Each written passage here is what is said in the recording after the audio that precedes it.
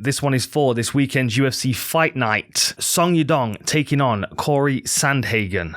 I'm really excited about this one. Of course, we're all still in the aftermath of UFC 279 and all the joy and drama that brought. And this one's kind of creeping under the radar a little bit. I think people should be more excited about this fight than they are. And I'm hoping that as the week goes on, the interest picks up because, these are two of the most exciting guys on the whole UFC roster. Cory, for me, is one of my preferred fighters to watch, especially when I'm researching, because there's a lot of thought that goes into his game. You can tell that by the way he moves. On the other side, of course, Song Yadong is a very exciting prospect, and I know that it's weird for me calling him a prospect when he's got more fight experience, which I'll come to in a second with the tail of the tape, but there is an age difference here, and I do think it shows in their game. So Cory's record is 14-4, Song Yadong's is 19-6-1 with one no contest. So 27 fights for Song Yadong, 18 for Cory Sandhagen. But the maturity of Sandhagen shows, in my opinion. I really like Song Yadong's game, and I think that the experience that he's gathering at this young age is going to be really valuable to him. But I don't think he fights quite like a mature fighter yet, and that might be where he falls into a hole in this fight against Sandhagen. Cory Sandhagen with the height and reach advantage, 5'11", 70-inch reach. He's going to make the most of both of them, especially with the way that he moves as well. He's very fluid, he's very, very light-footed, doesn't really,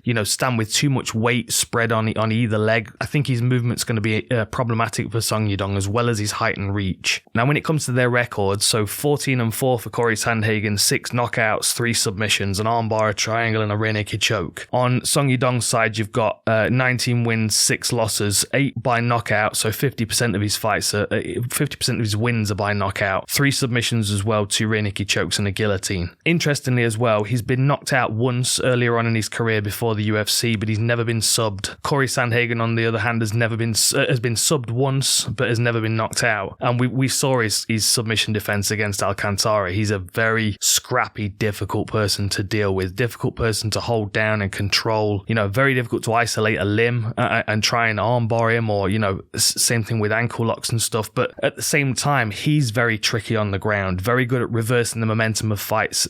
At the drop of a hat, very quickly switches it on his opponent. Sometimes someone will shoot in on him and he'll immediately start to attack, start to tumble for ankles or threaten the neck. And this is one of the reasons why I enjoy watching him so much. One thing I like about Song Yadong's game, the thing that he caught Julio Arce with, was that head kick to punch.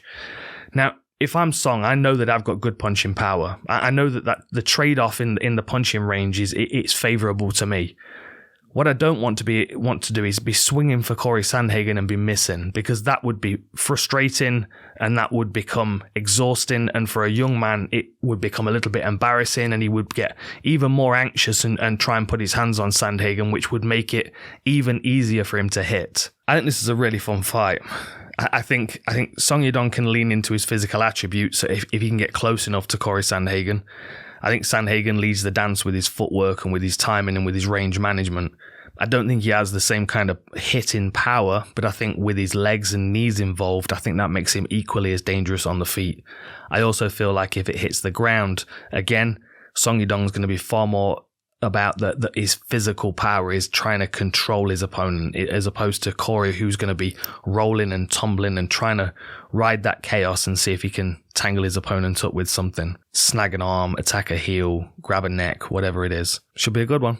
Enjoy the fights.